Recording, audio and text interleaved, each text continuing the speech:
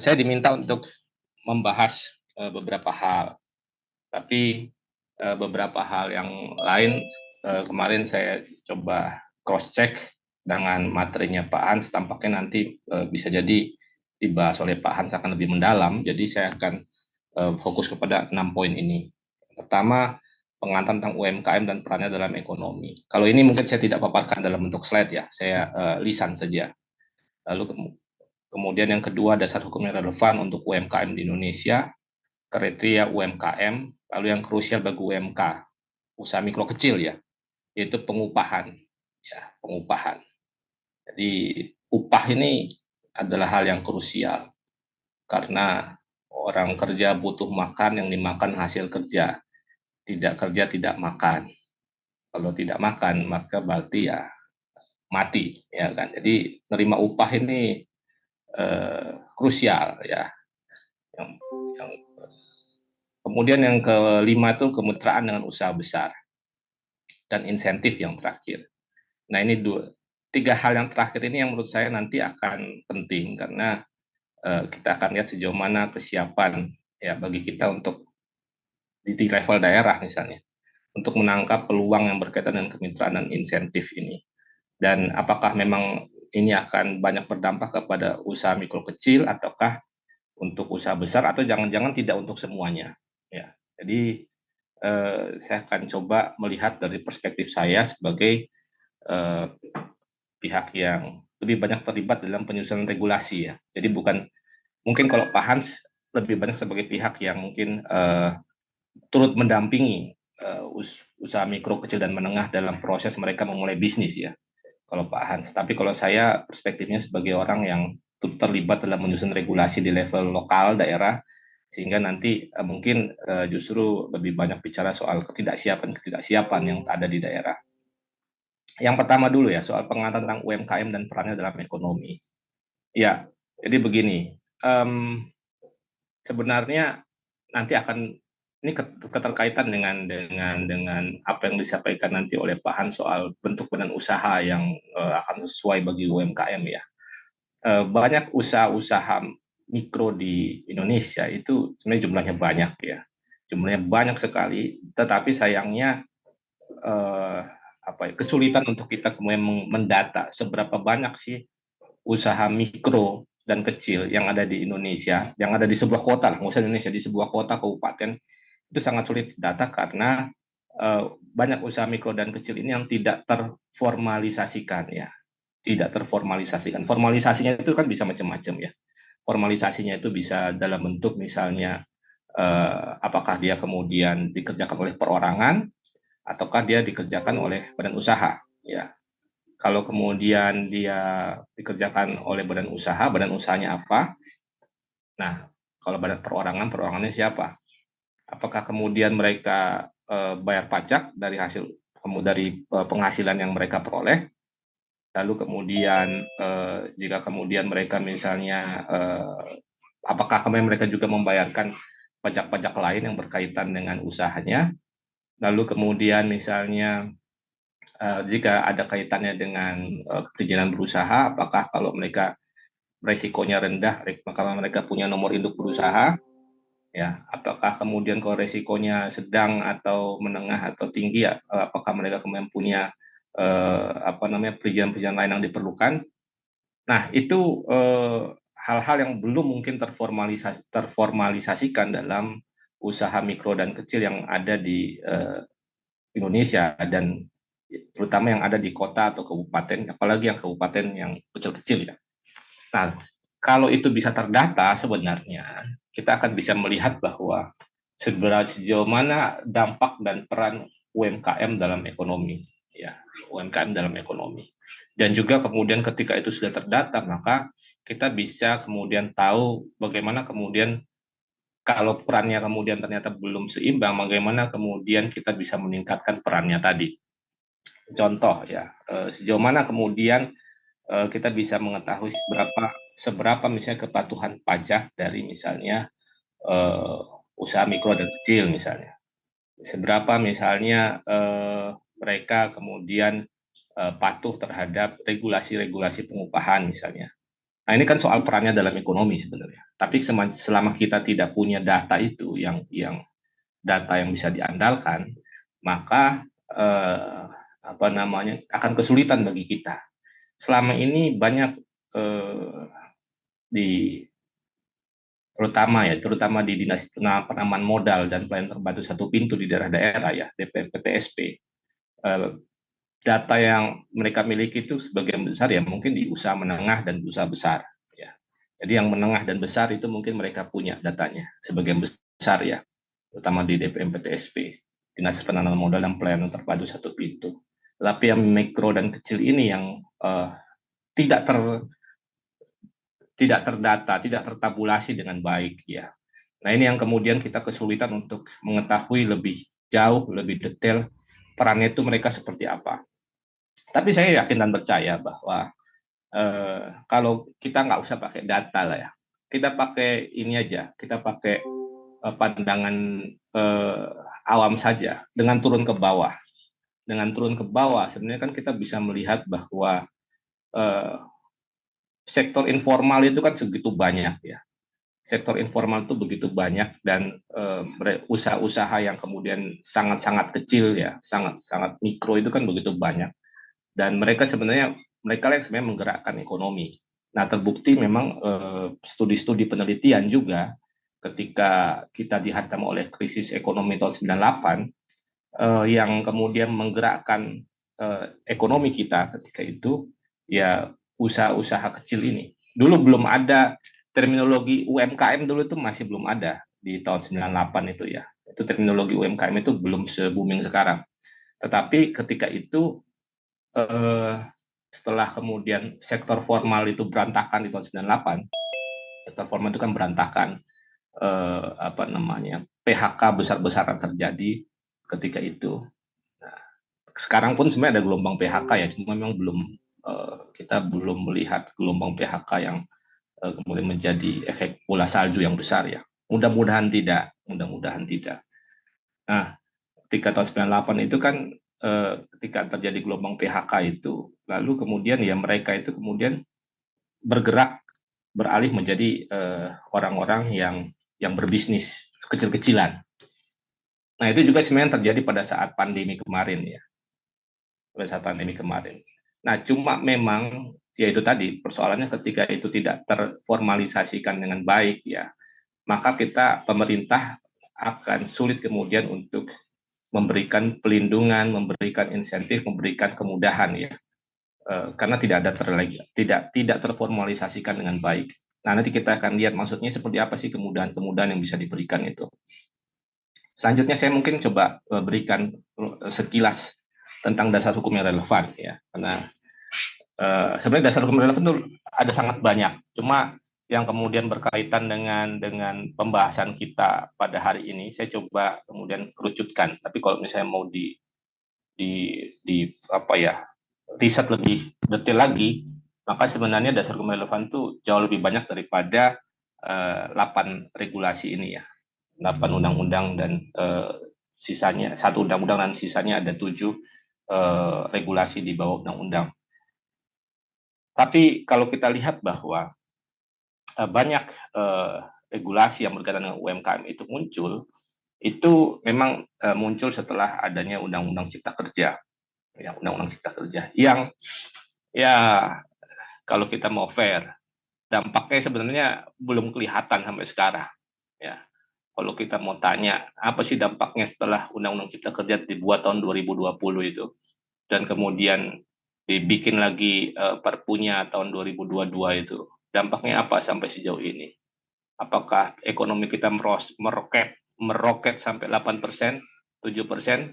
Ya nggak ada. Ya, yang terjadi kemudian hari ini kan ada PHK terutama di industri ya, yang kemudian bisa menyulitkan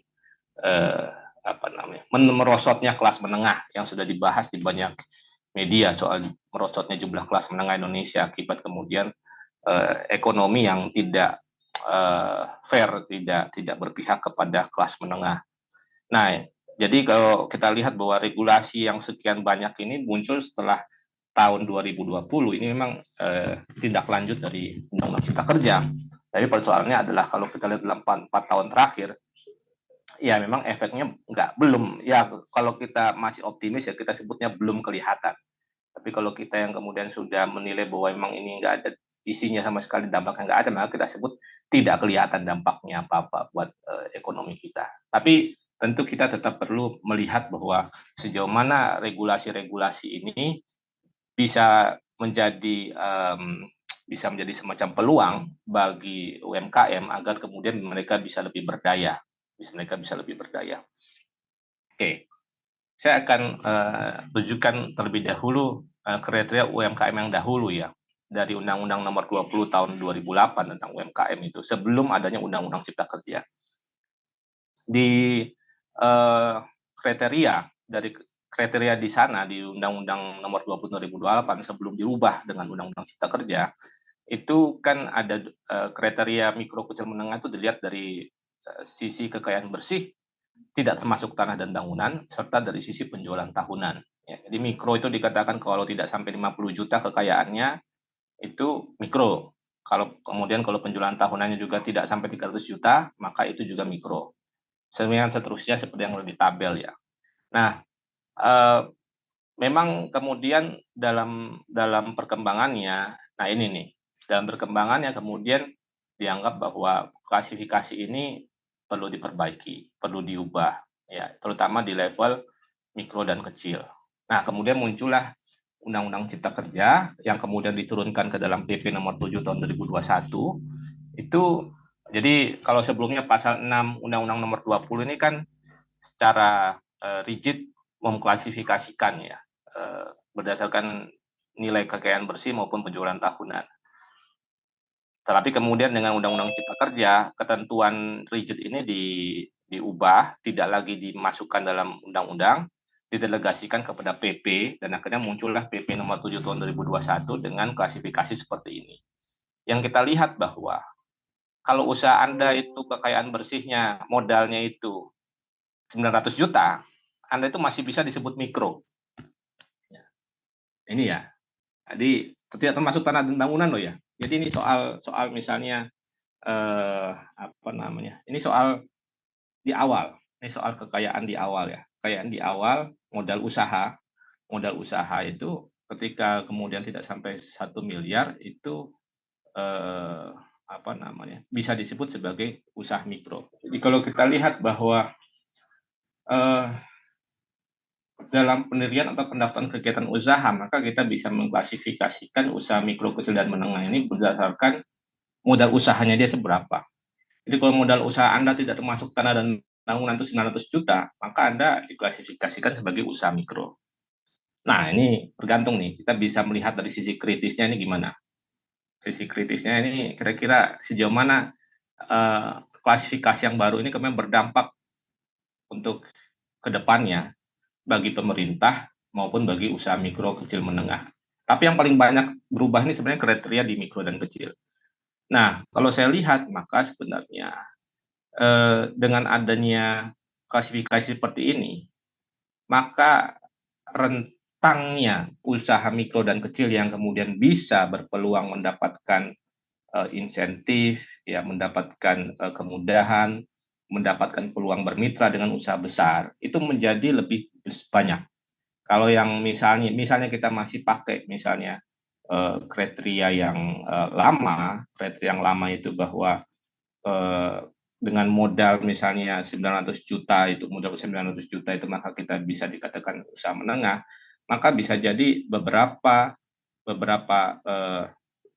fasilitas yang mungkin diperuntukkan bagi usaha mikro dan kecil itu ya jadi lebih sempit hanya kepada yang misalnya modal usahanya 50 juta sampai 500 juta. Tetapi dengan rentang yang diperluas ya, diperluas, mikro itu bukan lagi yang dengan standar yang rendah, tapi sampai dengan paling banyak 1 miliar, maka artinya peluangnya menjadi lebih besar untuk apa namanya, usaha yang kekayaannya sampai dengan 900 juta atau sampai dengan 1 miliar. Nah, tapi nanti kita akan lihat bahwa ini ada konsekuensinya, dan konsekuensinya ini bisa bisa jadi menguntungkan tapi bisa juga merugikan ya. Artinya kita di sini harus punya sikap etis juga, harus punya sikap etis dalam menyikapi peluang-peluang bagi usaha mikro maupun juga usaha kecil. Saya kasih contoh misalnya, pengupahan. Pengupahan berdasarkan PP nomor 36 tahun 2021 ini ya. Kalau kita lihat di PP nomor 36 tahun 2021, di pasal 36 ayat 1 dikatakan bahwa ketentuan upah minimum itu dikecualikan bagi usaha mikro dan usaha kecil. Itu dikecualikan. Ya, dikecualikan. Nah, lalu bagaimana? Berarti untuk usaha mikro dan kecil itu ditetapkan berdasarkan kesepakatan antara pengusaha dengan pekerja di perusahaan dengan ketentuan bahwa paling sedikit sebesar 50% dari rata-rata konsumsi masyarakat di tingkat provinsi dan nilai upah yang disepakati paling sedikit 25% di atas garis kemiskinan tingkat provinsi. Ya, memang di pasal 38 disebutkan bahwa usaha mikro dan kecil yang dikecualikan dari ketentuan upah minimum itu wajib mempertimbangkan faktor misalnya dia mengandalkan sumber daya tradisional ya, dan atau tidak bergerak pada usaha berteknologi tinggi atau dan tidak padat modal ya.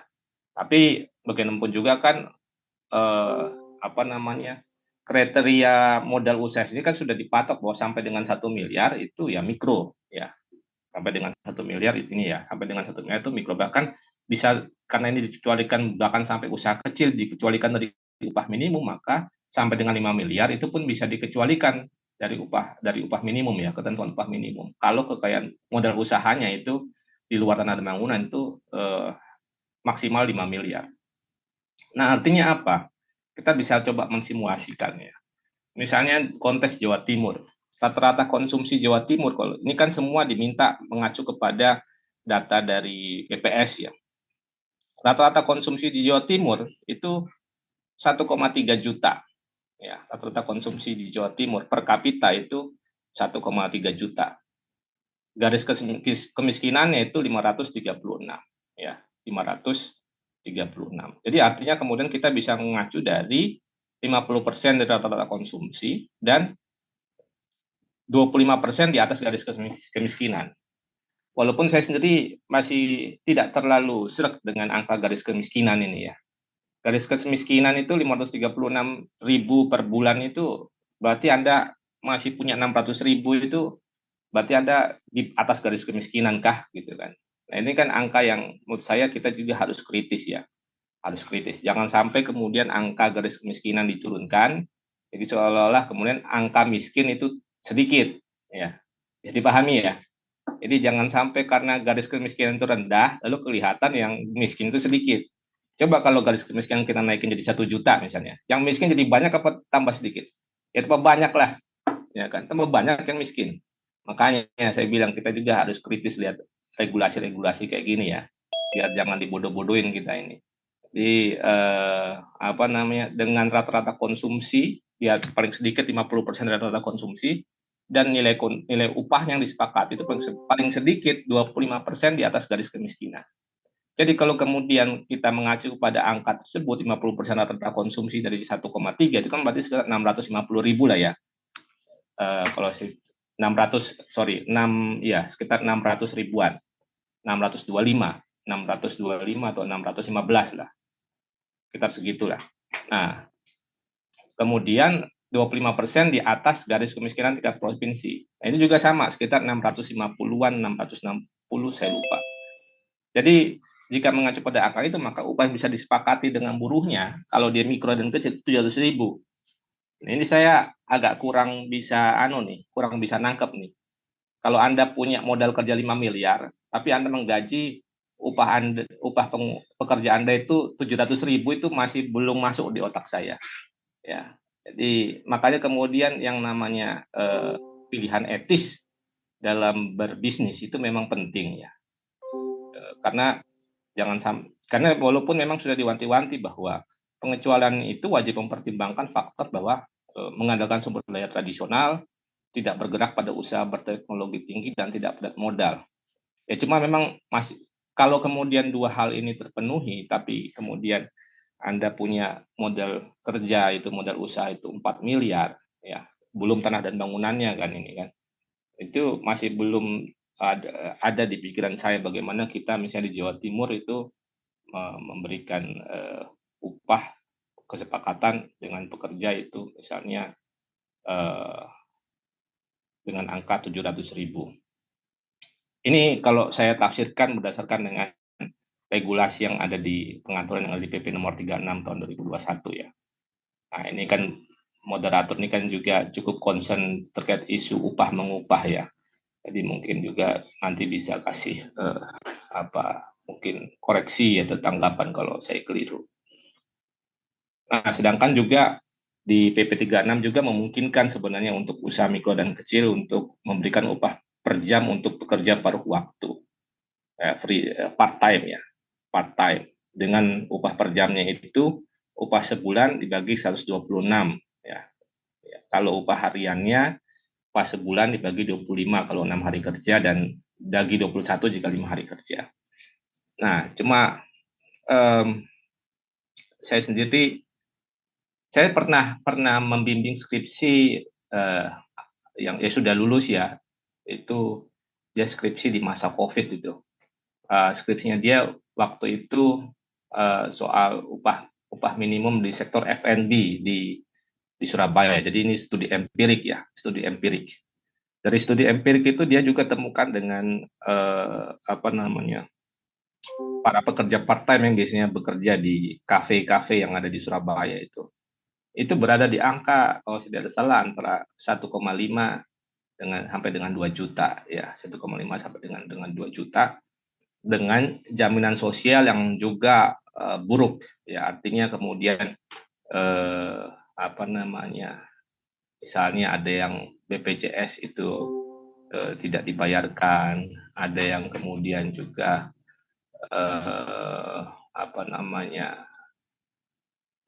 tentu saja soal jenjang karir itu soal lain ya, tapi paling tidak yang namanya bahwa ketika regulasi upah minimum ini kita tidak kemudian perhatikan dengan baik ya, maka ini akan menjadi persoalan akumulatif di kemudian hari ya. Makanya bagi siapapun yang mengklaim dirinya sebagai UMKM, menurut saya isu krusial terkait pengupahan ini harus diperhatikan ya. Anda tidak mungkin menumpuk akumulasi modal Anda di atas loyalitas semata-mata ya. Jadi jangan sampai Anda menumpuk akumulasi atau mengakumulasikan modal Anda ya hari demi hari itu semata-mata didasarkan pada loyalitas pekerja yang digaji dengan nominal yang tidak sesuai, atau kalaupun sesuai itu sesuai yang tidak wajar gitu. Nah, ini apalagi dengan regulasi yang baru. Nah, kemitraan dengan usaha besar. Nah, ini ya, ini mengacu kepada PP 7 2021 maupun Permen Investasi Kepala BKPM 1 2022 terkait dengan tata cara pelaksanaan kemitraan ya. Nah, kemitraan dengan usaha besar ini kan kemudian membuka peluang bagi usaha mikro kecil menengah untuk bermitra dengan usaha besar. Ya, bermitra dengan usaha besar. Bermitra usaha besar, oke, kurang 4 menit ya. Kurang 4 menit.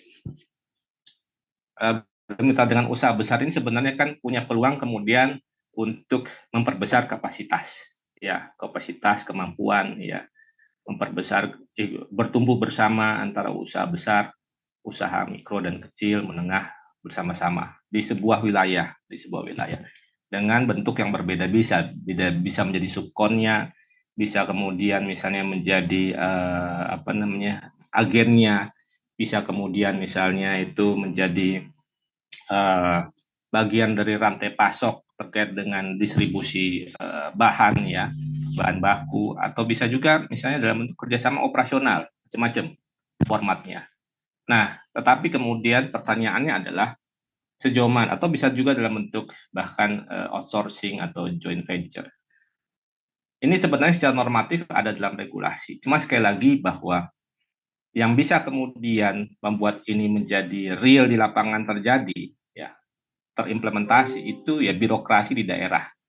Birokrasi di daerah yang kemudian menjadi sebenarnya ujung tombak ya. Terutama dalam hal ini adalah DPM PTSP, ya Dinas Penanaman Modal dan Pelayanan Terpadu Satu Pintu yang ada di kabupaten kota.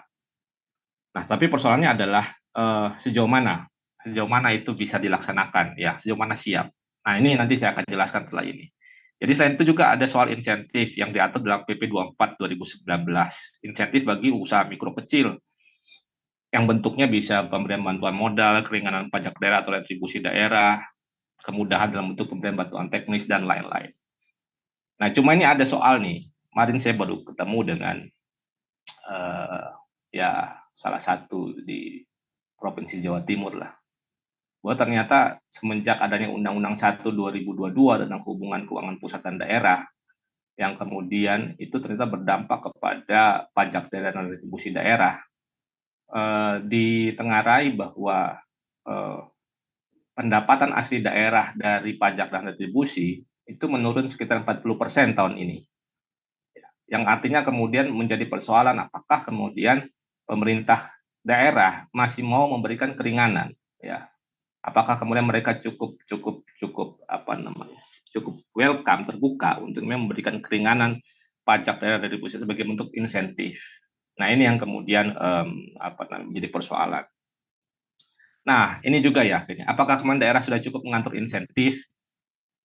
Kenyataannya memang tidak semua kabupaten kota itu punya regulasi pelaksana yang cukup lengkap, yang kemudian bisa membuat pemberian insentif dan juga untuk mengatur kemitraan itu menjadi operasional di lapangan. Ya, ini saya kasih contoh kabupaten yang kemudian sudah dibuat tahun lalu regulasinya. Ya, sebenarnya regulasi ini panjang ya proses, sudah dibuat dari ya bahkan dari tahun 2022 sebenarnya.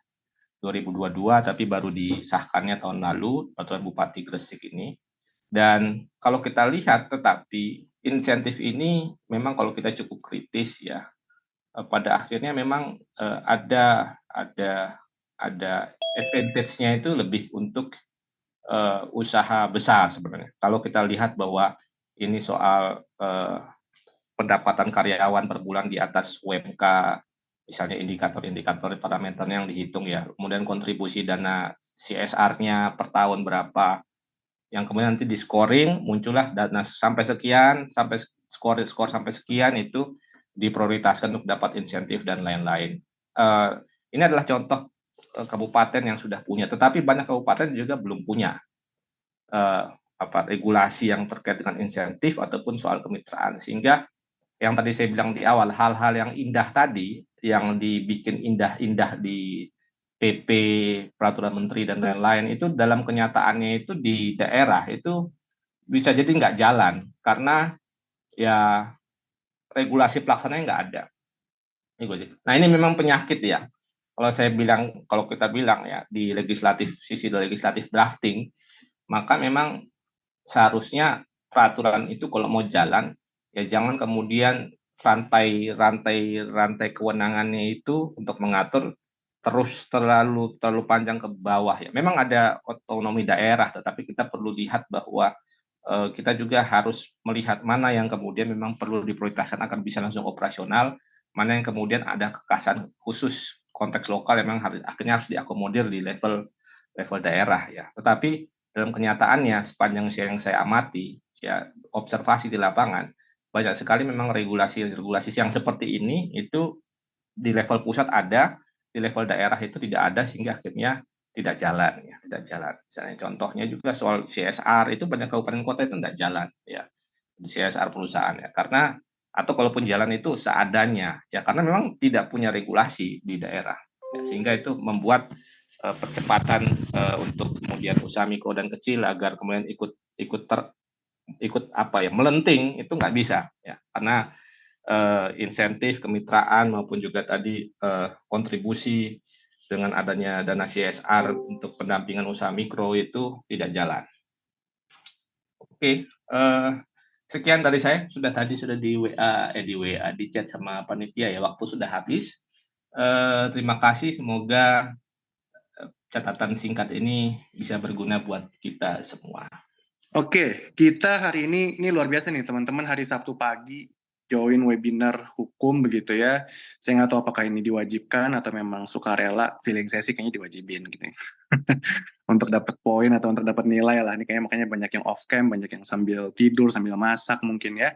Ya nggak tahu lah. Semoga mendengarkan, semoga ada manfaatnya. Saya coba, ini sebenarnya materinya agak panjang sebenarnya. Lumayan panjang, cuman karena waktunya cuma 20 menit, saya nanti mungkin materi ini bisa di-share kali ya, teman-teman panitia ke teman-teman peserta begitu. Karena saya nggak mungkin mendetilkan satu persatu semuanya begitu. Bisa kan ya? Bisa Pak, bisa nanti kami bisa. Oke. Oke, jadi kita hari ini topiknya adalah eh, UMKM.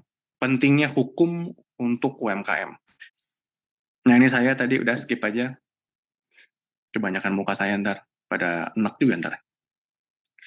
eh ini Landak tadi ya, sekilas tentang Landak yang juga bekerjasama dengan teman-teman di sini. Intinya ini adalah platform untuk akses hukum yang baik gitu ya, yang berkualitas dan juga eh, terjangkau gitu. Itu bisa nanti next.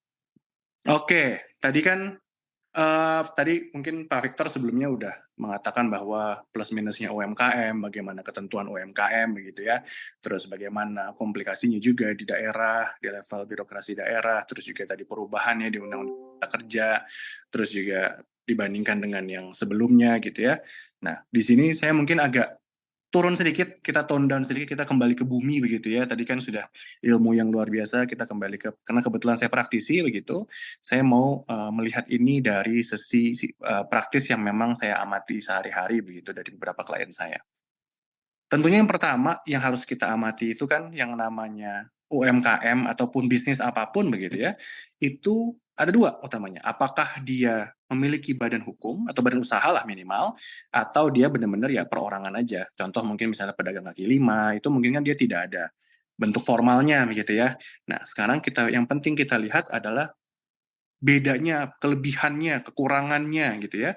Itu apa sih dari masing-masing? Apakah memiliki badan, diformalisasikan begitu, atau memang pure perorangan saja. Jadi stay dengan ya sudah, cuman saya dan mungkin karyawan saya berdasarkan kontrak begitu. Oke, kita masuk ke kelebihannya. Yang utamanya kalau tidak memiliki badan maupun usaha maupun badan hukum gitu ya, intinya ya nggak ribet.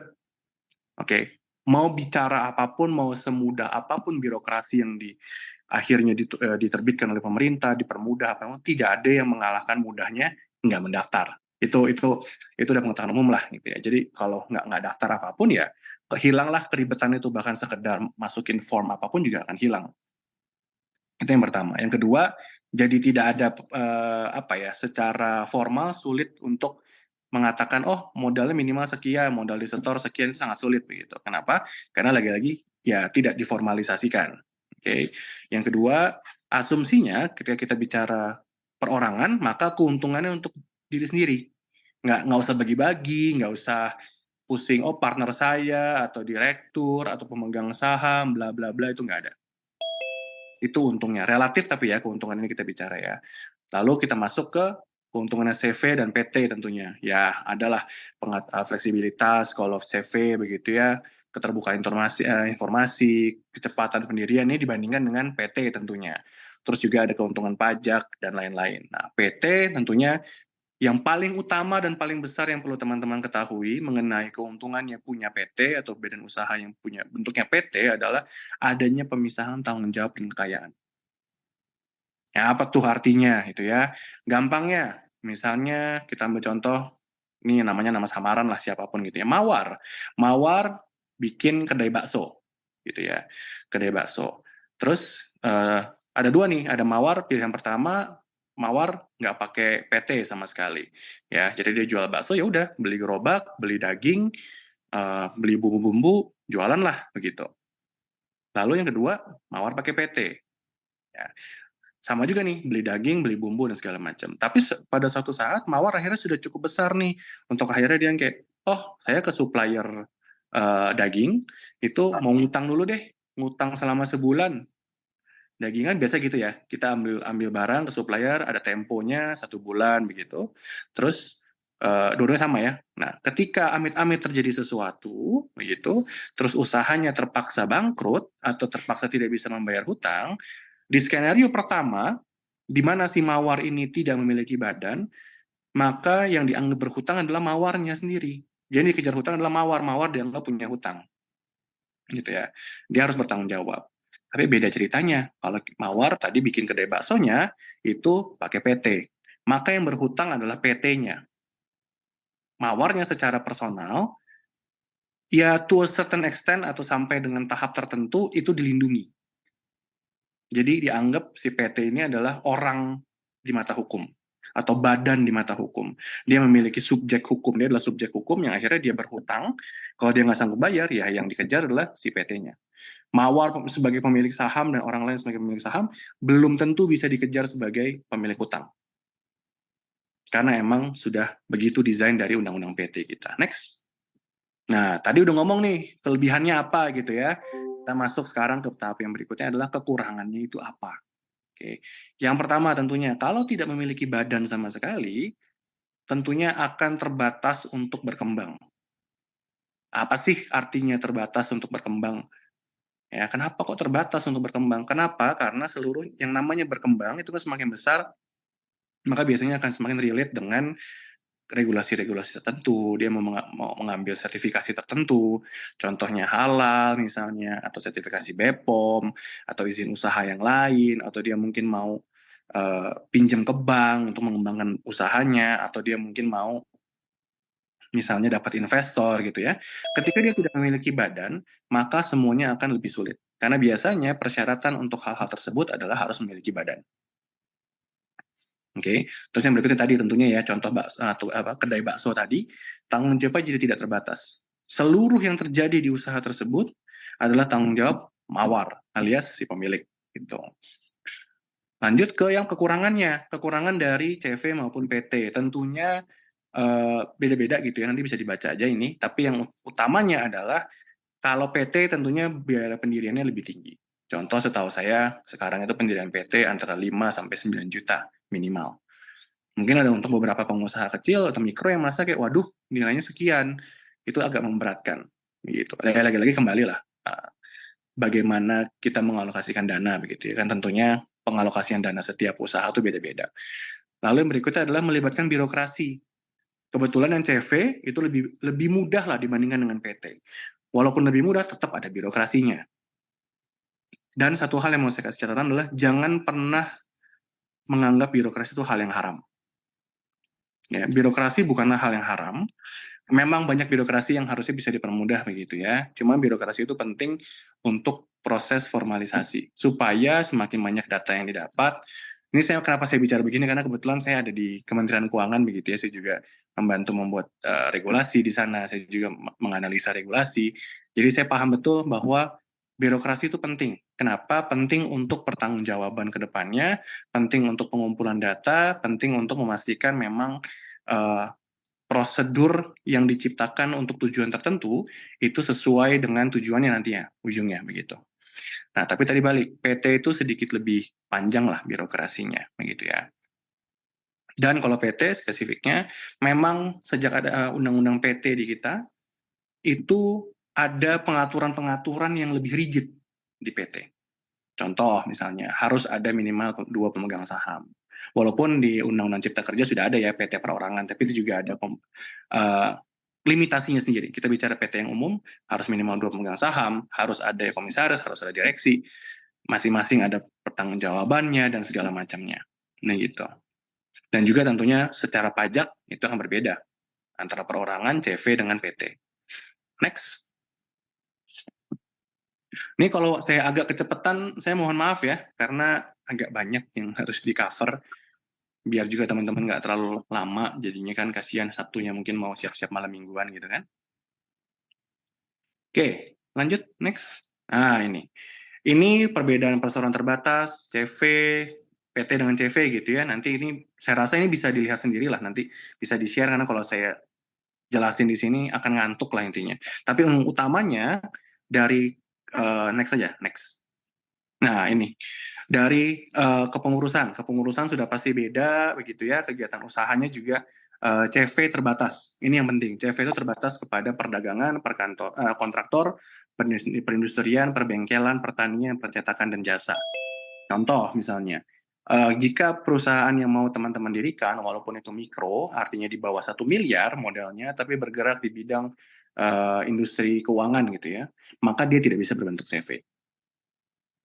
Gitu. Contoh lagi, misalnya mau di bidang IT gitu ya, misalnya perdagangan besar, atau misalnya mau ekspor impor, maka tidak bisa CV. Bentuknya harus PT. Memang yang tadi dibilang, walaupun CV ada keuntungannya secara birokrasi, tapi juga ada kekurangannya. Nah, yang lain yang harus diperhatikan adalah yang penting juga ketika kita bicara CV, ya, ketika kita bicara CV itu kekayaannya masih belum dipisahkan. Tadi ya balik ke perumpamaan kita, ilustrasi kita, mawar buka kedai bakso. Oke, kalau kedai baksonya dibuka dalam bentuk CV, ya, dalam bentuk CV, maka kekayaan antara kedai bakso dan mawar masih belum terpisahkan. Kenapa? Karena CV itu bentuknya adalah bentuk badan usaha, tapi dia tidak berbadan hukum. Artinya di mata hukum CV ini nggak ada sebenarnya. Kalau di pengadilan atau secara tanggung jawab hukum itu dia tidak ada. Dia berbadan usaha, tapi badan hukumnya melekat pada pemiliknya. Nah, jadi ketika teman-teman memang mau membuat badan hukum, tujuannya adalah untuk pemisahan harta, mengamankan ke depannya, maka yang seperti itu adalah PT. Gitu. CV tidak. Cuman kalau memang teman-teman hanya untuk memformalisasikan, untuk mendapat perizinan, untuk mendapatkan misalnya fasilitas tadi, misalnya pembiayaan begitu ya, maka CV pun cukup.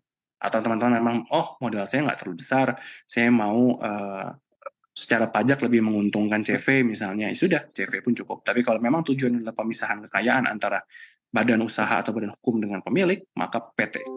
Tidak bisa CV. Oke? Next. Nah, tadi sudah bicara soal bentuk. Kita udah bicara soal bentuk, maka berikutnya kita bicara soal perizinan.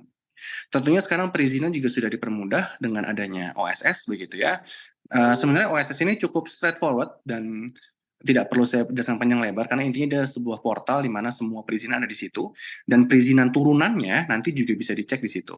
Kalaupun belum bisa diproses langsung di OSS, maka tetap ada keterangannya di OSS biasanya. Lalu teman-teman bisa ke kementerian atau dinas terkait. Gitu. Dan zaman sekarang jangan dibayangkan seperti zaman dulu begitu ya. Untuk misalnya UMKM tuh dipersulit, banyak pungli dan segala macam. Di kota-kota besar, setahu saya kurang tahu kalau di daerah gitu ya. Kalau kota-kota besar seperti Jakarta, Surabaya, Medan, Bali, itu ya masih ada oknum-oknum yang berusaha pungli untuk perizinan, tapi biasanya ketika dieskalasi untuk dilaporkan itu selesai. Nah, jadi kita memang sekarang semuanya sudah melalui OSS, yaitu One Single Submission. Next. Nah, sekarang saya yakin teman-teman di sini kan ini FH begitu ya. Ini udah hal yang nggak aneh lah ya, syarat sahnya suatu perjanjian. 1, 2, 3, 4. Ini sudah pasti harus hafal di luar kepala. Sudah pasti sudah ngelotok lah gitu ya. Ini jadi penting. Kenapa jadi penting? Next.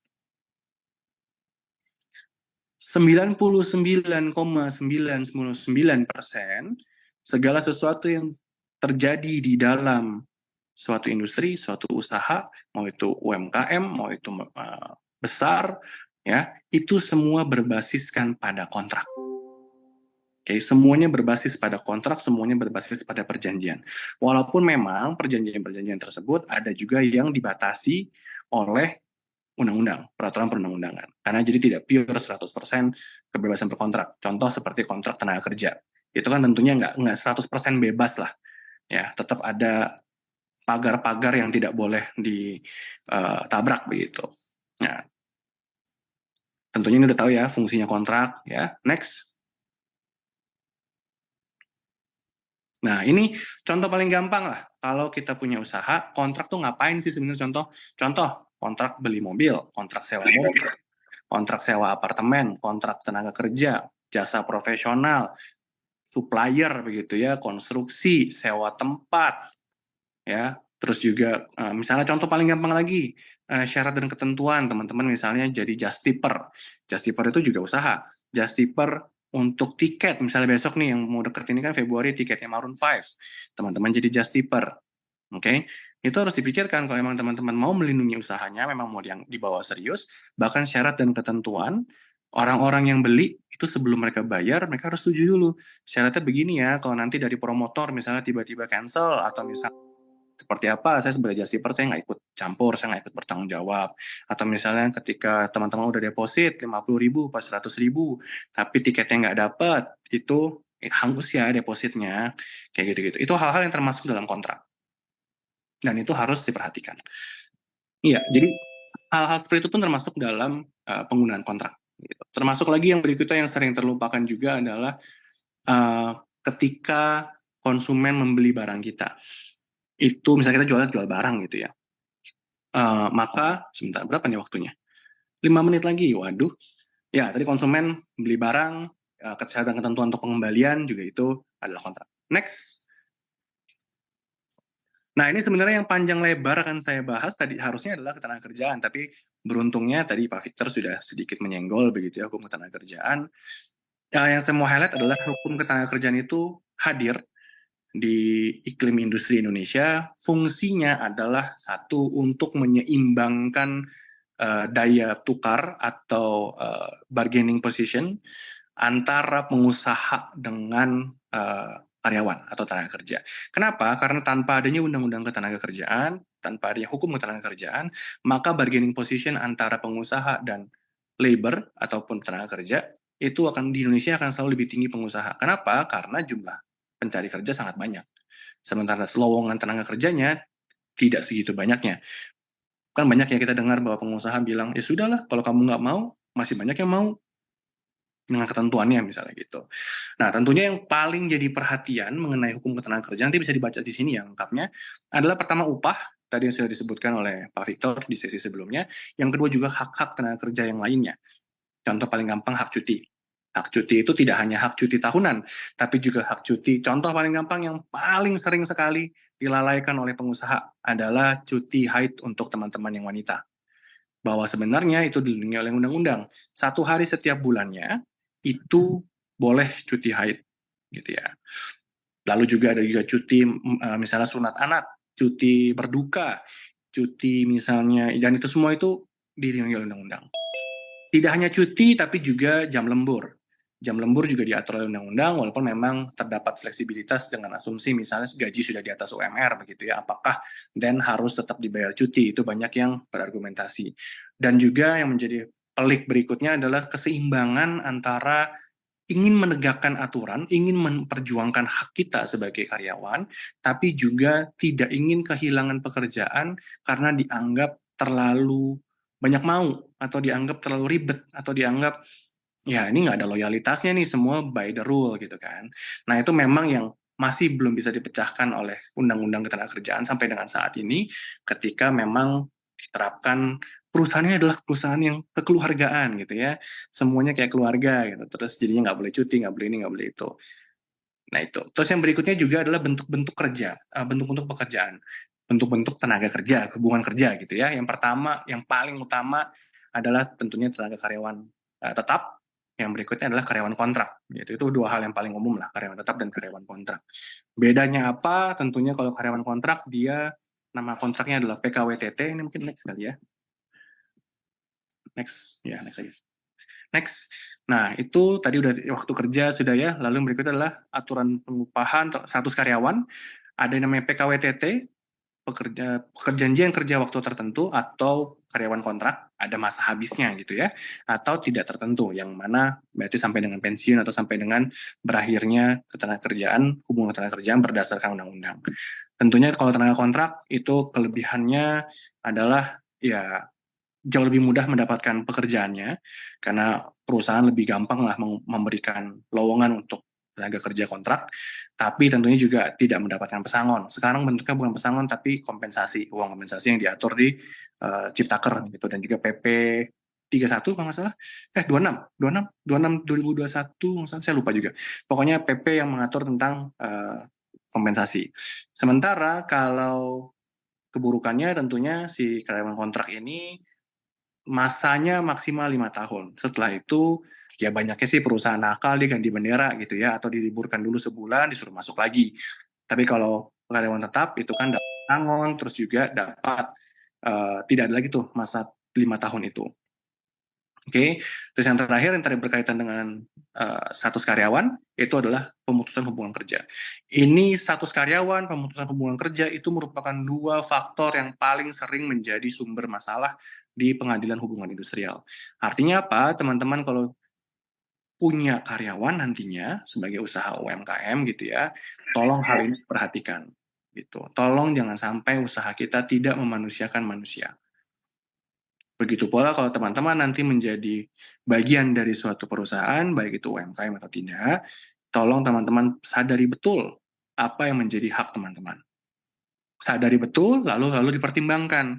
Apakah ini sudah saat yang tepat untuk memperjuangkan, atau saya mau legowo dulu, atau seperti apa. Tapi yang pasti jangan beli kucing dalam karung. Artinya teman-teman harus paham betul apa yang menjadi hak. Nah, kalau jadi pengusaha, maka harus paham betul apa yang menjadi kewajiban. Begitu. Next, dua lagi sedikit ya, maaf sedikit molor. Tidak apa-apa, lanjut saja.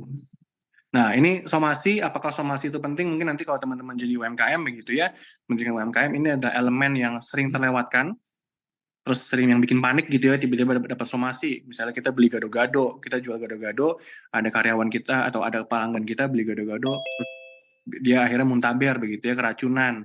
Lalu kita terimalah somasi. Apakah itu suatu hal yang panik? Ya nggak usah panik, karena somasi intinya adalah surat teguran atau peringatan begitu. Jadi tinggal dijawab saja somasinya. Begitu pula kalau teman-teman sebagai UMKM, sebagai usaha, menghadapi permasalahan dengan pihak ketiga, itu bisa dikirimkan surat somasi dulu, artinya surat peringatan. Dan itu tidak perlu harus pakai lawyer, pakai kopi surat sendiri pun bisa, karena bentuknya adalah surat peringatan. Next.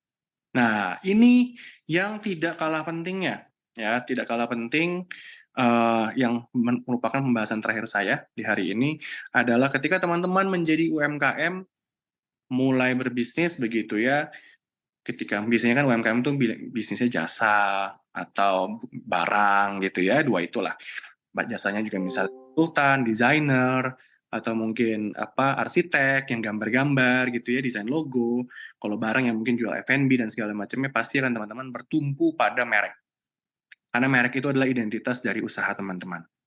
Saya tidak bisa menekankan bagaimana pentingnya pendaftaran merek. Pendaftaran merek itu penting sekali sebagai perlindungan terhadap identitas bisnis teman-teman. Mau sekecil apapun itu. Karena pendaftaran merek sekarang hanya sekitar 3 juta begitu loh. Saya rasa 3 juta untuk mengasuransikan, kecuali teman-teman memang berharap bisnisnya teman-teman yang dibangun itu hanya untuk setahun 2 tahun, maka nggak worth it lah untuk pendaftaran merek begitu ya. Tapi kalau memang sudah perencanaannya sudah bagus, memang niatnya sudah baik begitu ya, alangkah baiknya dari awal dialokasikan dana untuk pendaftaran merek. Kenapa pendaftaran merek akan melindungi identitas? Yang pertama, yang kedua adalah first come first serve. Artinya siapa yang mendaftarkan duluan, dia yang akan mendapatkan haknya duluan. Terus yang berikutnya juga adalah, jadi teman-teman ketika sudah tahu bahwa mereknya harus didaftarkan kelak, budgetingnya sudah disiapkan, teman-teman sejak awal pembuatan merek, pembuatan logo di awal bisnis gitu ya, sudah dipikirkan, oh nama merek ini udah ada belum ya, terdaftar belum ya? Jangan sampai udah mulai dengan nama yang kita suka misalnya, terus 6 months atau 6 bulan menjalankan usaha, udah mulai meningkat misalnya atau setahun, terus teman-teman berpikir kayak, oh saya mau daftarin merek deh sekarang. Tapi baru dicek nih tadi misalnya bakso Mawar, mau bikin namanya kedai bakso nikmat gitu ya. Setelah 6 bulan Mawar berpikir, oh lumayan nih ya, udah bisa nih sekarang daftar merek. Cuma karena dari awal tidak dilakukan pengecekan, maka ketika Mawar mau mendaftarkan, oh ternyata sudah ada yang punya merek itu. Kedai bakso nikmat. Padahal kalau memang Mawar merencanakan hal ini dari awal, Mawar bisa bikin kedai baksonya namanya berbeda sesuai dengan ketersediaan merek yang sudah didaftarkan atau belum. Contoh, oh sebenarnya kedai bakso nikmat sudah didaftarkan, tapi kalau kedai bakso enak banget gitu ya, itu ternyata belum. Jadi Mawar dari awal tidak pakai lagi kedai bakso nikmat, tapi yang masih available. Ini jadi penting kenapa ini masuk ke teori bisnis. Nah, teman-teman bisa nanya ke teman-teman yang mungkin bisnis begitu ya. Akan sangat sulit dan besar biaya investasinya ketika teman-teman bicara pengenalan merek ke konsumen. Bahkan sekedar law firm pun juga itu ketika orang sudah kenal suatu law firm sebagai merek begitu ya, mungkin teman-teman kenal AHP, kenal HHP, itu ketika mereka merubah itu ya identitasnya hilang, karena itu identitas, ya mereka dikenal sebagai itu. Jadi itu akan merupakan investasi yang luar biasa, dan pendaftaran merek merupakan semacam safeguard lah untuk menjaga investasi tersebut. Nanti yang lebih detailnya bisa dilihat di slide-slide saya, karena waktunya sudah habis. Terima kasih waktunya moderator, mungkin bisa ke slide terakhir kali ya. Nah, terima kasih moderator, terima kasih teman-teman, luar biasa sudah mau mengikuti webinar di hari Sabtu pagi ini.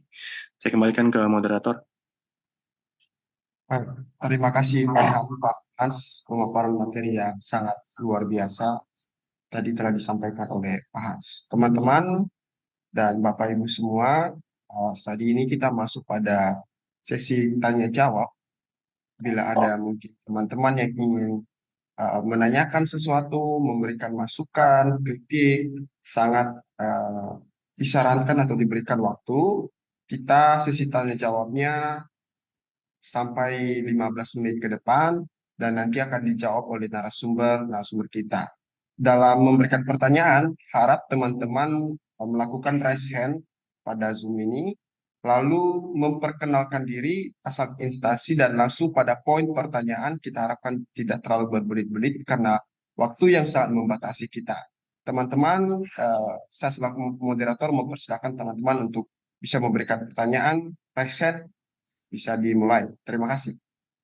Oke teman-teman, mungkin teman-teman masih belum atau agak sudah dingin ya materinya. Mungkin dari Pak Victor tadi saya segarkan kembali. Saya memantik kita dalam diskusi bahwa dari Pak Victor tadi berbicara tentang kebijakan yang harus diambil supaya UMKM kita bisa berkembang. Lalu materinya Pak Hans tadi lebih pada perbedaan-perbedaan atau klasifikasi UMKM dan badan-badan usaha, berbadan hukum atau tidak berbadan hukum. Tadi juga bicara soal pengupahan. Mungkin teman-teman bisa bertanya soal pengupahan. Saya tadi Pak Victor sempat menyinggung soal pengupahan ini bahwa sepengalaman pribadi saya teman-teman, saya tidak menyebutkan merek. Ada saat ini salah satu apa namanya FNB yang sebenarnya dia tidak tergolong mikro atau kecil lagi karena dia memiliki banyak cabang, tapi dia mengklaim diri sebagai seorang usaha yang kecil atau mikro. Ini salah satu juga ya kasus yang pernah saya advokasi bahwa bagaimana nih Pak Victor atau Pak Hans tanggapannya kemudian ketika ada badan usaha yang sebenarnya memiliki banyak cabang. Saya tidak menyebutkan merek ya, takut saya tidak menyebutkan brand. Dia banyak cabang, tetapi karena dia berdiri sendiri-sendiri di setiap ruko atau di setiap mana tempatnya, maka dia mengklaim diri sebagai badan usaha mikro atau kecil, sehingga tidak perlu menggaji karyawannya sesuai UMK atau UMR. Nah, dalam kasus-kasus seperti ini, seharusnya bagaimana kita bersikap terhadap badan-badan usaha seperti begini? Mungkin bisa dijawab dulu, sembari teman-teman juga mencari pertanyaannya atau memikirkan pertanyaannya. Mungkin dari Pak Hans dulu terlebih dahulu, kami persilakan.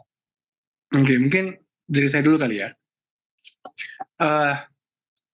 Saya kayak tahu sih kira-kira itu FNB yang mana gitu. Kayaknya ya.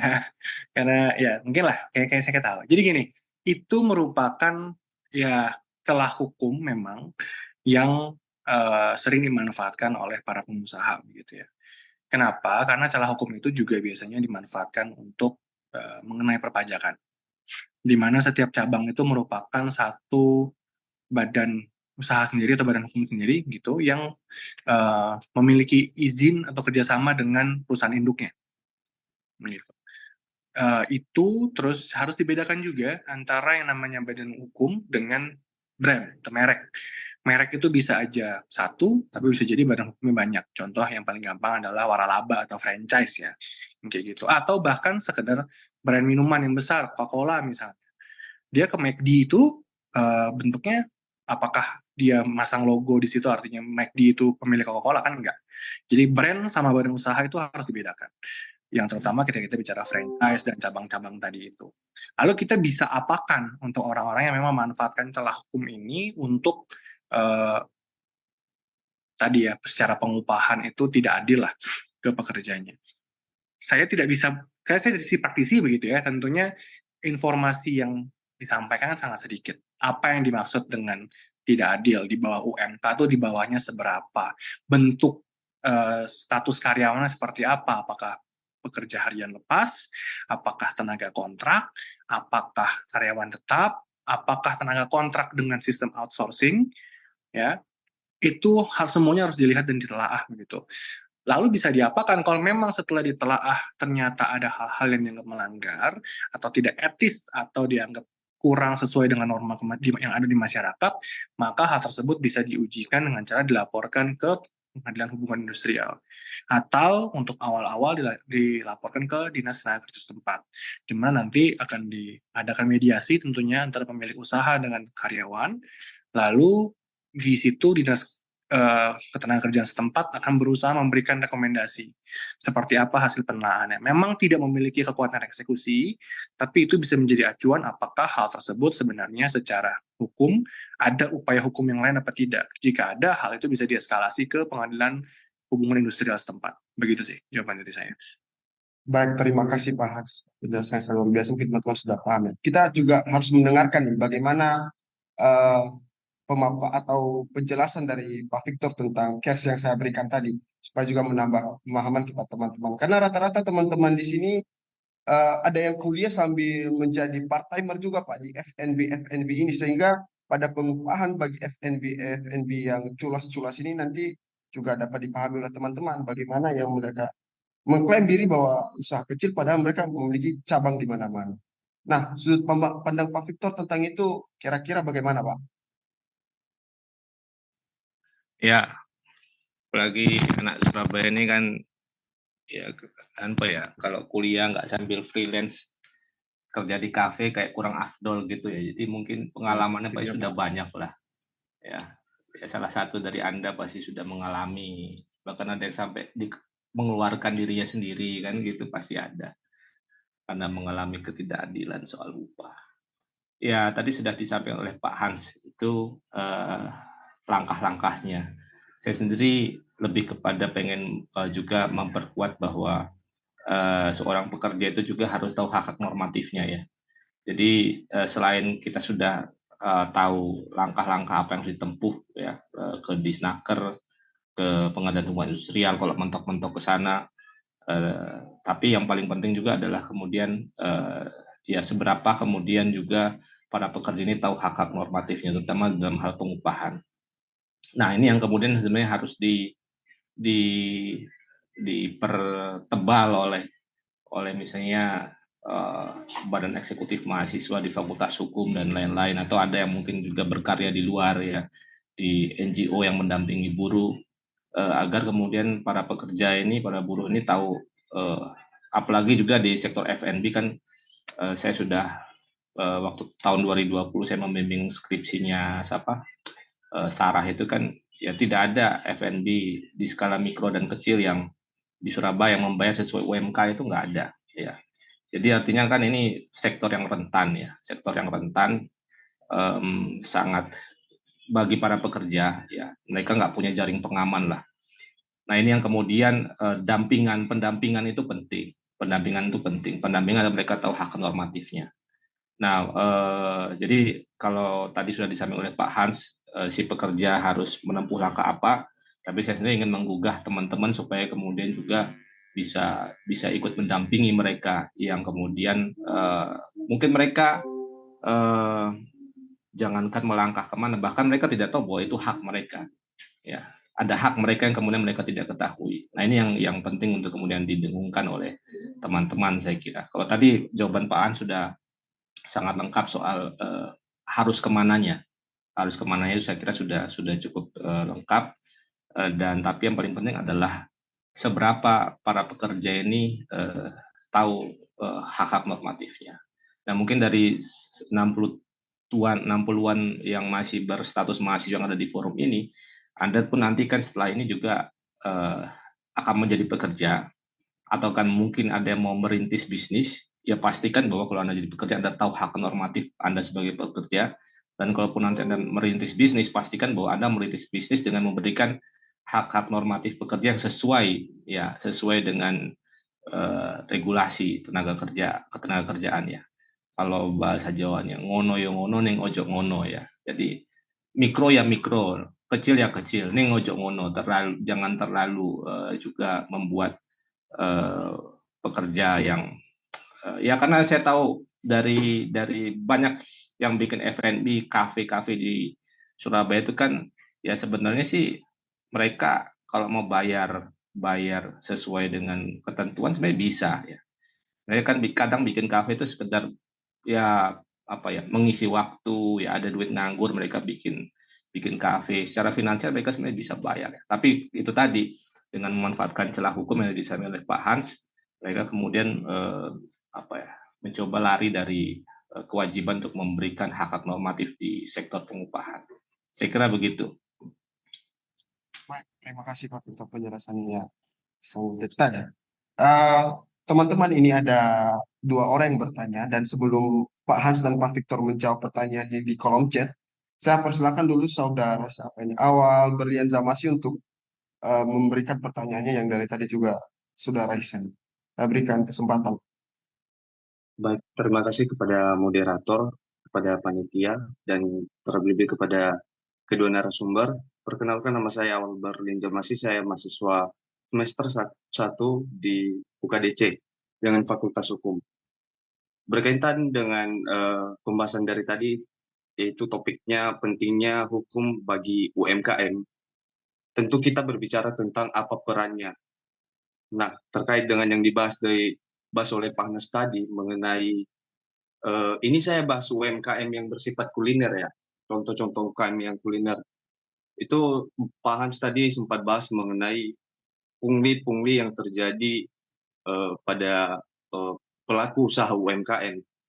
Jadi menurut saya, pungli yang terjadi atau aksi pemungutan liar seperti uang keamanan, seperti parkir liar itu tidak bisa tidak bisa diabaikan karena ketika menjadi seorang UMKM yang apalagi baru-baru memulai usaha, memulai usaha, itu adalah bukan hal yang bisa disepelekan karena itu adalah termasuk hal yang menjadi tantangan bagi pengusaha-pengusaha yang masih kecil untuk memulai usaha, selain memikirkan perizinan yang berefek domino, selain memikirkan modal, bagaimana untuk membayar karyawan, dan bagaimana omset ke depannya, hal yang perlu dipikirkannya adalah bagaimana untuk membayar pungutan-pungutan liar, dan juga terkadang parkir liar yang saya sebut tadi itu menjadi penghambat bagi pelanggan-pelanggan atau customer untuk berkunjung, sehingga omset yang dia terima pada per bulan itu mengurang. Nah, itu merupakan hal yang tidak bisa disepelekan. Nah, peran penting menurut saya, jadi yang menjadi pertanyaan intinya, apa peran penting hukum pada aksi-aksi pemungutan liar yang tidak sesuai seperti itu? Terima kasih, Pak. Oke, sekarang mungkin bisa dimulai dari Pak Victor dulu ya untuk memberikan penjelasan terkait ini, baru nanti kita ke Pak Hans. Persilakan Pak. Ini saya ini agak sulit jawab ini ya. Jadi gini ya, sebenarnya kan persoalan pungli ini kan kalau mau dibedah secara sosiologis ini muncul dari persoalan juga kalau dilihat secara luas, muncul dari persoalan terbatasnya lapangan kerja sebenarnya. Ketika lapangan kerja itu terbatas atau ya terbatas juga karena misalnya sumber daya manusia itu tidak punya kualifikasi pendidikan yang memadai untuk mengakses lapangan kerja yang tersedia, maka kemudian akhirnya muncullah hal-hal seperti itu, ya hal-hal seperti itu. Dan itu terutama ada di kota-kota besar di Pulau Jawa lah. Coba misalnya saya pernah ke keliling Flores itu ya orang bikin toko tapi nggak ada tempat, nggak ada tukang parkir ya. Saya tanya, kok nggak ada tukang parkir di sini? Ya orang-orang lebih pilih kurus kebun Pak daripada jaga parkir katanya. Jadi saya baru sadar ternyata ini memang persoalan sosiologis. Jadi itu kalau mau dipecahkan menurut saya kita harus pecahkan akarnya. Itu yang pertama.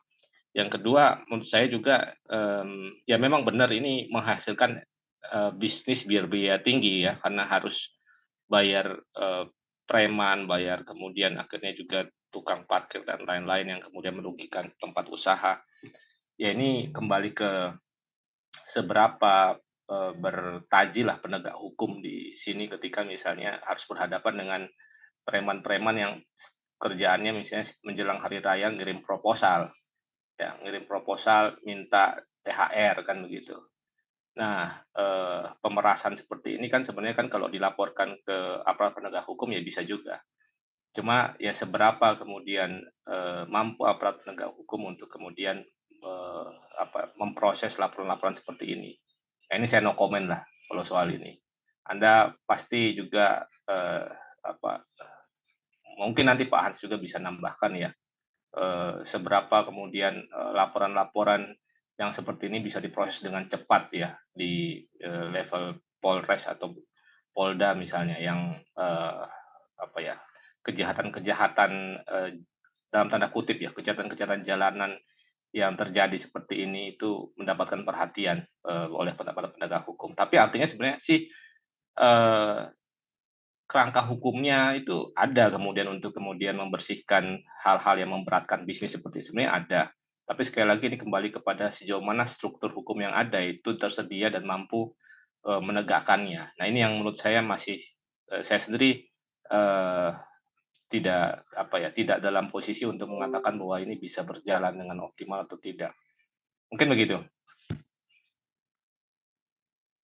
Baik, terima kasih Pak Victor. Mungkin pandangan Pak Hans bisa sampaikan Pak. Oke. Secara singkat saja.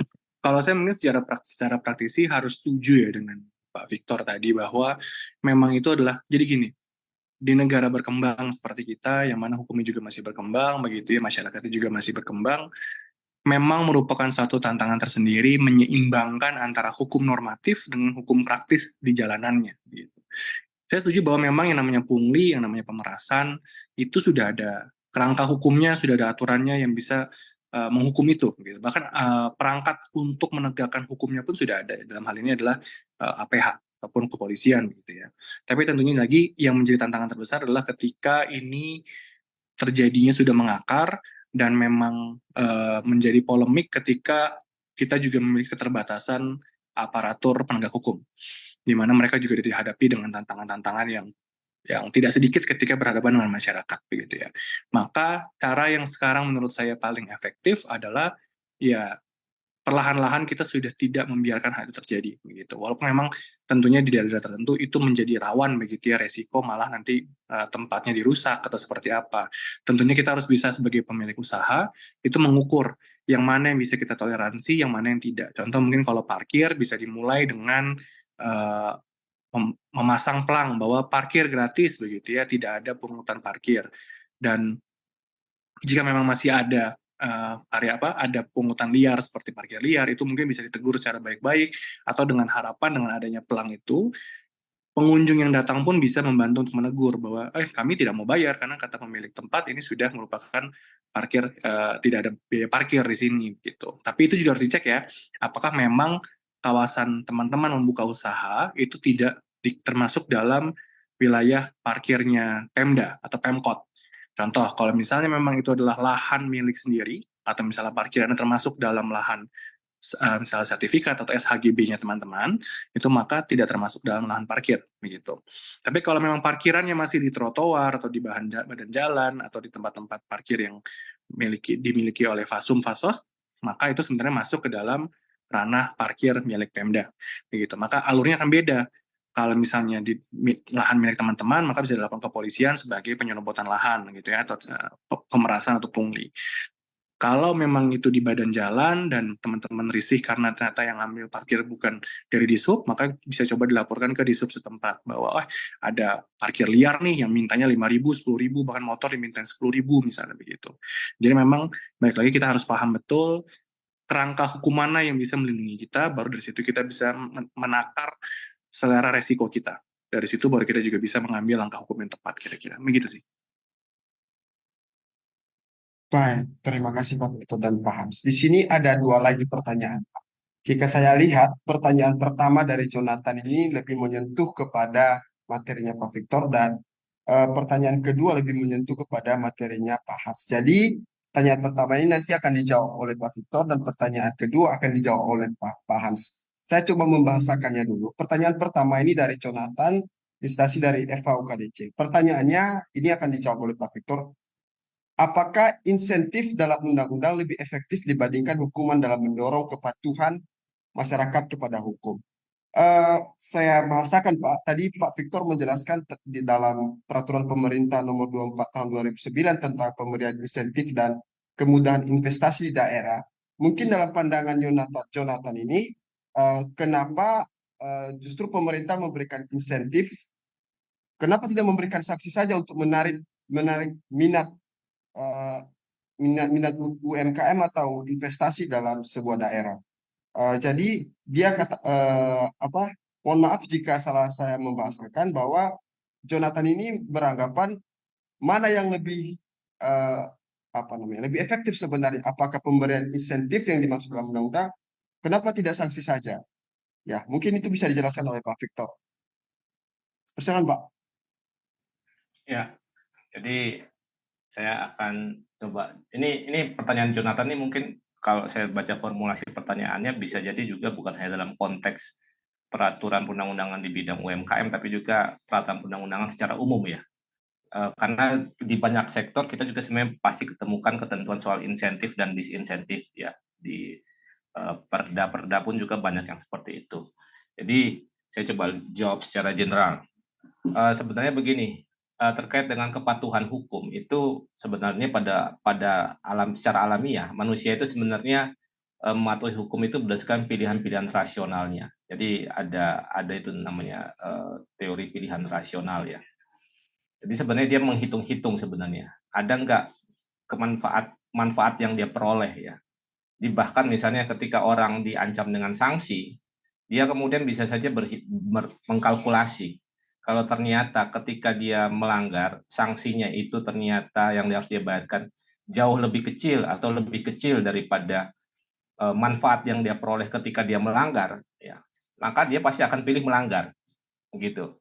Nah, begitu pula dalam sisi yang lain ya, dalam sisi yang lain, ketika kita kemudian ingin menarik supaya subjek hukum tertentu itu ingin bergerak sesuai dengan arah yang kita inginkan, maka kita perlu berikan dia semacam gula-gula dalam tanda kutip ya, gula-gula atau semacam daya tarik untuk kemudian dia bergerak berjalan sesuai dengan apa yang kita inginkan. Nah, itulah konsep insentif itu di situ.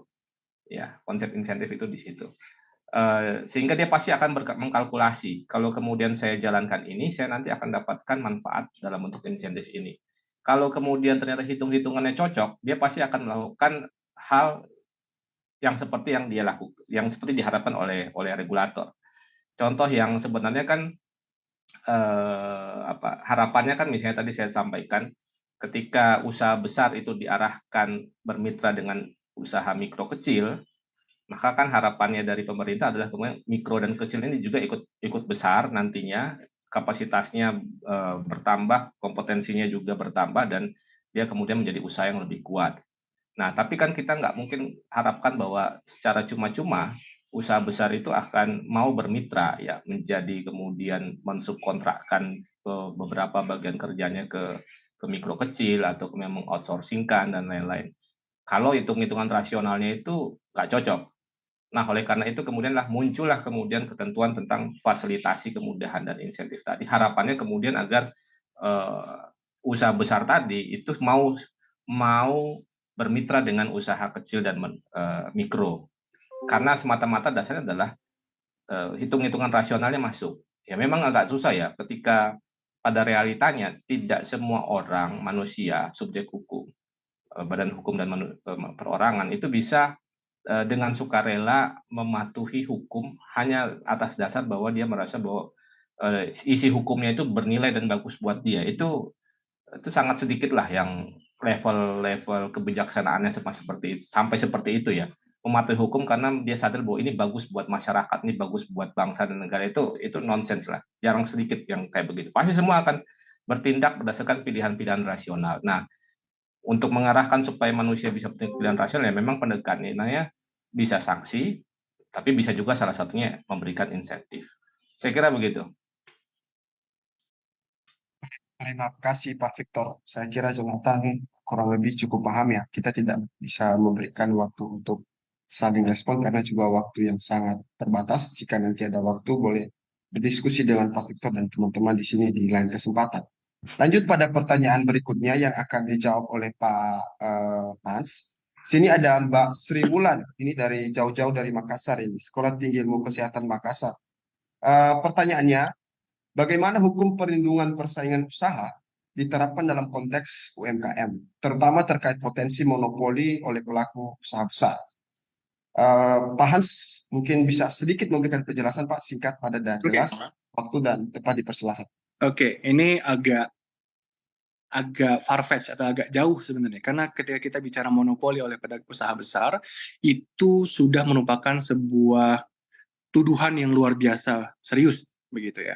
Kita bilang bahwa ini sudah dimonopoli. Waktu itu ada kasusnya Honda dan Yamaha.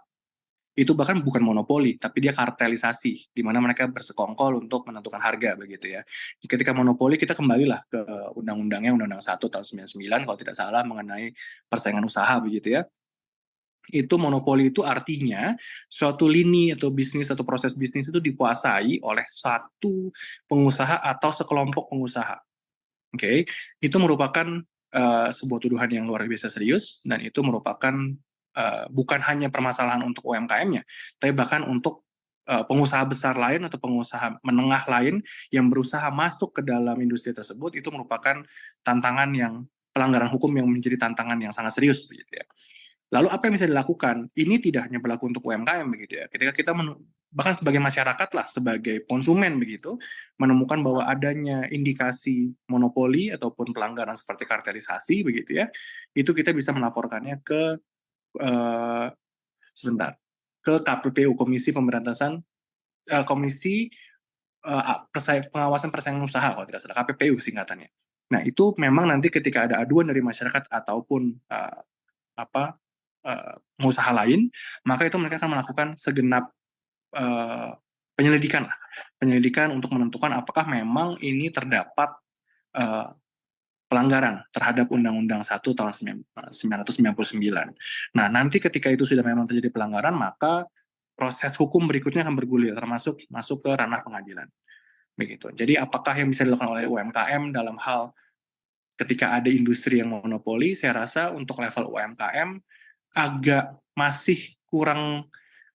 tidak terlalu relevan sih ya kalau sampai dengan monopoli, begitu ya. Mungkin kalau kita bicara mengenai persaingan secara umum dengan pebisnis besar, ya tentunya pasti ada contoh, misalnya teman-teman baru mau masuk ke dunia air mineral, gitu ya, air mineral kemasan. Tentunya walaupun dengan misalnya 5 miliar mana masih masuk kategori usaha kecil, begitu ya, sekarang tentunya akan sangat sulit untuk melawan para raksasa seperti Aqua, Fit, Le Minerale, begitu ya, Ades dan kawan-kawan yang Coca-Cola Group, begitu.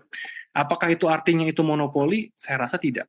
Memang untuk industri-industri tentunya nanti teman-teman bisa berkonsultasi dengan konsultan bisnis, begitu ya. Ada yang namanya industri red ocean, ada yang namanya industri blue ocean. Di mana red ocean itu adalah di mana industri tersebut memang sudah sangat banyak pemainnya. Dan blue ocean adalah di mana industri tersebut masih sangat sedikit pemainnya. Tantangannya akan sangat berbeda.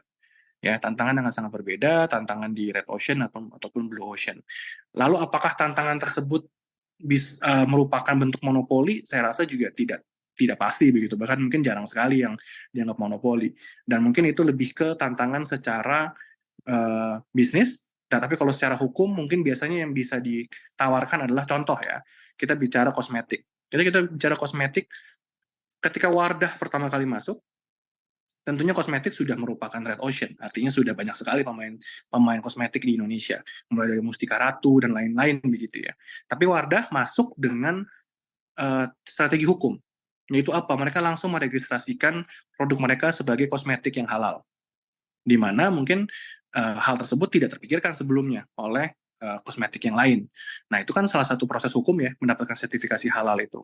Nah, itu memang merupakan hal-hal yang bisa dipakai untuk mengatasi tantangan ketika baru masuk ke industri yang sudah banyak pemain raksasanya, begitu. Tapi kalau untuk pure monopoli bisa dilaporkan ke KPPU, nanti ada semua prosedurnya semua di situ ada lengkap kok, dan akan bergulirlah penyelidikan karena monopoli dan kartelisasi itu merupakan tuduhan hukum, pelanggaran hukum yang sangat serius.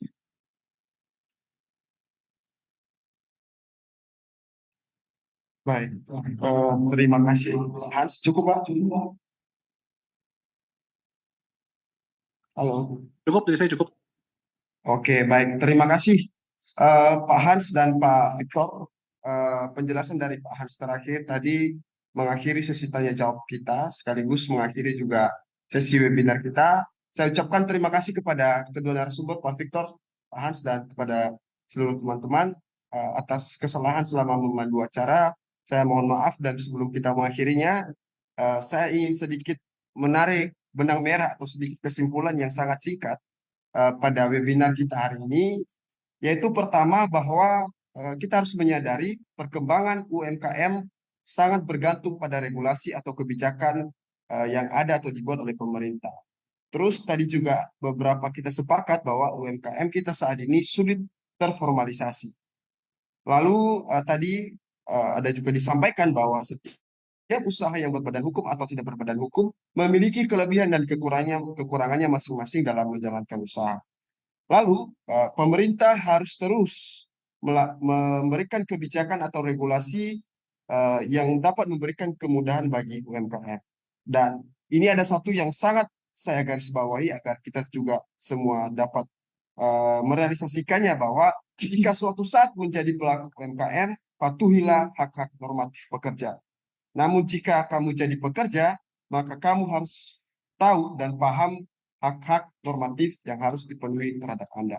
Saya rasa itu saja kesimpulan yang dapat kita ambil. Kurang lebih nanti materinya bisa dilihat, akan di-share di grup. Atas kekurangan dalam membantu acara ini saya mohon maaf dan saya izin pamit undur diri. Terima kasih, selamat siang.